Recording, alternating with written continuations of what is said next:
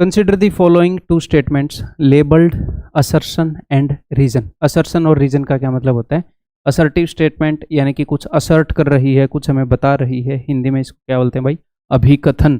कुछ कथन दिया गया है कि भाई ये एक बात है, और रीजन यानी कि उसका कारण, इसका ये कारण है, ठीक।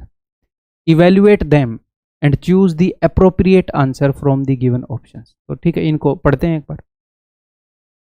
Any whole number larger than 1 can be written as the result of multiplying prime numbers together. कोई भी होल नंबर जो कि एक से बड़ा है, ठीक है, होल नंबर कौन से होते हैं? 0, 1, 2, 3, 4, तो एक से बड़ा, ठीक है जी। तो कोई भी होल नंबर जो कि एक से बड़ा है उसको हम लिख सकते हैं can be written as the result of multiplying prime numbers together.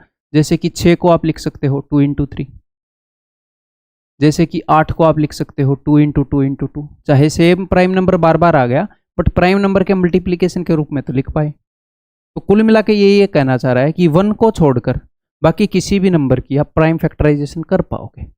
Prime factorisation यानी कि उसको ऐसे लिख पाओगे कि प्राइम नंबर्स का प्रोडक्ट। तो हाँ, कर सकते हैं, कर सकते हैं, बिल्कुल सही बात है। तो स्टेटमेंट ए तो ठीक है। अब रीजन, ये इसका कारण बताता है यहाँ पर। The fundamental theorem of arithmetic, तो यहाँ पर उसने एक ऐसी चीज की है जो इन ए वे आउट ऑफ, जो अपना जिस तरीके का वो क्वेश्चन पूछता है, जिस डोमेन वो चलता है कि मैं इसके क्वेश्चन पूछूंगा, उससे थोड़ा सा बाहर गया है। बिकॉज इस तरीके के बहुत सारे थ्योरम है, फंडामेंटल थ्योरम ऑफ अरिथमेटिक या फिर और भी बहुत सारे थ्योरम है, आपको इनकी डेफिनेशन पता नहीं होनी चाहिए, बट उसने पूछ लिया। एक आधे क्वेश्चन वो ऐसे कुछ सालों में पूछ लेता है, कोई दिक्कत नहीं, ठीक।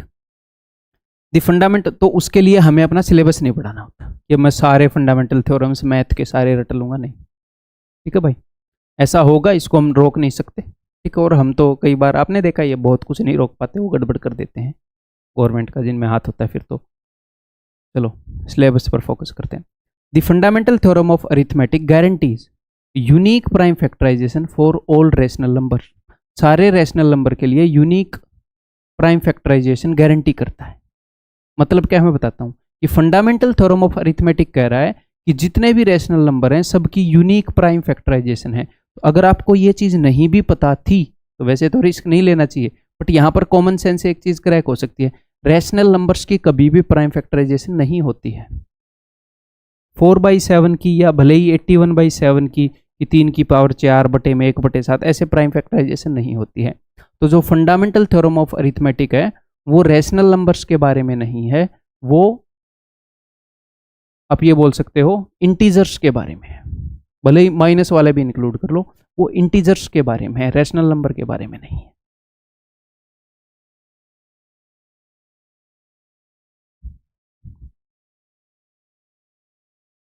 तो जो नीचे वाली स्टेटमेंट है ये अपने आप में स्टेटमेंट ही गलत है, उसको रीजन कर रही है कि नहीं उसकी तो बात ही कहाँ होगी। तो यहाँ पर क्या हो गया भाई, A and R both are true, A और आर दोनों ट्रू हैं, तो आर तो फॉल्स है। A and R both are true, A is true but R is false, ठीक है। बाकी अगर ऐसे किसी भी क्वेश्चन के अंदर आपको कोई चीज़ पता ना हो, आपको ये लगे कि भाई ये तो पता नहीं, तो कोई दिक्कत नहीं है, मार्क एंड रिव्यू करके आगे बढ़ जाओ। एंड में बाद में उसके बारे में सोच लेना। अननेसेसरी तुक्का मार के एग्जाम नहीं निकलता, आपको यहाँ पर मेहनत करनी पड़ेगी, पढ़ना पड़ेगा, बहुत सारी प्रैक्टिस और सारी नॉलेज जब आप वहाँ पर लेकर जाओगे, जो अटेम्प्टिंग स्ट्रेटजी मैं आपको बताता हूँ, तो क्या होएगा, इस तरीके के क्वेश्चन से फिर फर्क नहीं पड़ेगा, ये सबको इम्पैक्ट करेंगे, बट जिस तरीके से इम्पैक्ट करना चाहिए उस तरीके से ही आपको इम्पैक्ट करेंगे, कि आप छोड़ के बढ़ जाओगे। कई लोग तुक्के मार देंगे, कई लोग क्या करेंगे, इसके ऊपर टाइम खराब कर देंगे, वो गलत इम्पैक्ट है। वो कहीं से भी कुछ भी पूछ लेगा तो आपको सब कुछ धरती का सब कुछ थोड़ी आप अपने दिमाग में डाल के लेके जाओगे।